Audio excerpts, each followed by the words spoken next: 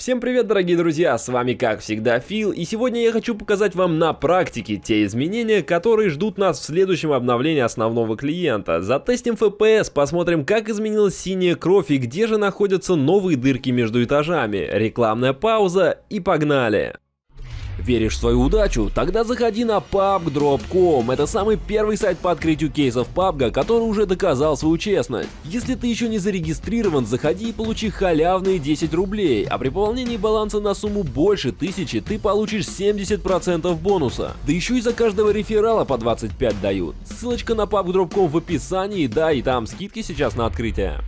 Обновление выйдет на основные сервера 13 марта в 5 часов утра по московскому времени, поэтому узнать все изменения именно сейчас будет очень важно. Начать тесты я хочу с самого интересного, с FPS. Зайдя в главное меню игры, лично я сразу заметил ужасно неприятные лаги в фоновой картинке. Конечно, иногда они встречаются и на основном клиенте, но на обновленном тесте это прям как-то явно бросилось в глаза. Особенно когда я решил пооткрывать кейсы и потом надеть шмотки, FPS вообще рухнул до 2 кадров. И тут я офигел. По факту же в самой игре лично у меня FPS упал процентов на 10-20. Возможно, конечно, это только у меня, но имейте в виду, что такое может случиться.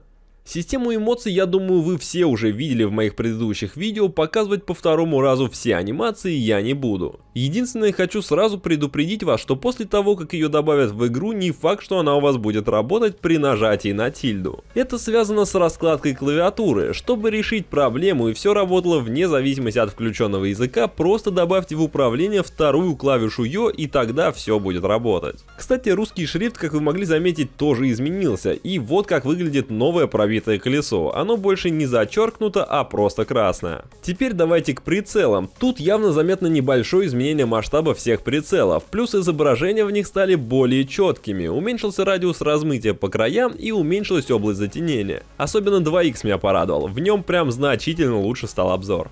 Также после обновления, как вы знаете, в PUBG появятся ачивки. Мне удалось выполнить уже 7 штук на тесте. Это серия убийств, взять топ-1, войти в топ-10 без убийств и все такое. Точно, к сожалению, не помню. А вот 16 штук, которые отображаются у меня в библиотеке, я вам сейчас покажу. Последняя награда, полученная мной, это стрельба на короткие дистанции. Чтобы ее получить, надо было убить 10 врагов с пистолета, дробовика или ППшки. Из тех, что показано у меня, тут есть победить 10 раз, выиграть игру в дуо, выиграть игру в скваде, взять 10 раз топ-10, убить 200 врагов из пистолета, ПП или дробовика, 50 врагов точно так же убить, то же самое с убийствами со снайперки, только там количество поменьше. Есть награда на 30 и на 100 киллов, скорее всего и на 10 есть базовая. Естественно, классная ачивка подрывник, которая бывает так же, как и предыдущие, с убийствами разных уровней, дается за взрыв гранатами 10, 50 и 100 человек. Есть ачивки долгие, как вот убить 1000 человек или 20 человек голыми руками. Но это все, конечно, зафармят на АФК, но если выполнять честно, то мне кажется, это было бы довольно долго. Есть и прикольные ачивки, это сделать самый первый килл в матче или, к примеру, 10 раз одеться во все 3-го уровня, то есть шлем, жилет и рюкзак.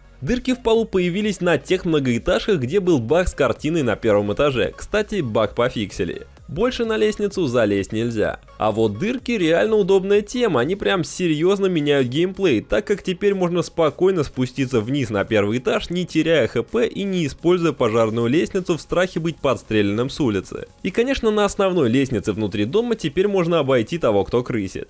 Ну и последнее, особенно важное изменение, которое я вам хочу показать, это синяя кровь после обновления. Она перестанет быть такой яркой и сильного преимущества от ее заметности больше не будет. К сожалению, одинаковые моменты на основе и на тесте воспроизвести очень сложно, а вот сравнение красной и синей крови на тесте и синей крови сейчас с той, что будет после, вы видите на экране.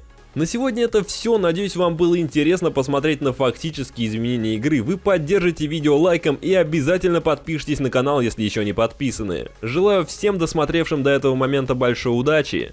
Пока-пока.